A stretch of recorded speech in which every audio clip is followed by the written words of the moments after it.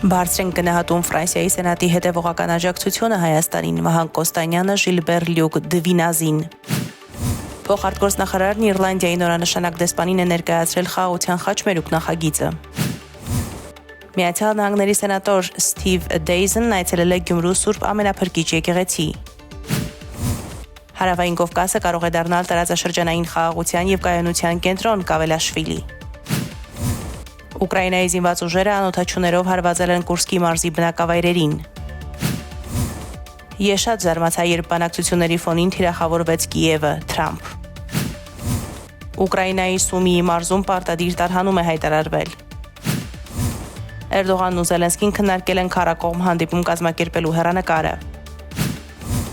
Էրդողանն ու Օրբանը քննարկել են տարածաշրջանային եւ միջազգային հարցեր։ Ստամբուլում կրկին քաղաքապետարանի աշխատակիցներ են բերման ենթարկվել։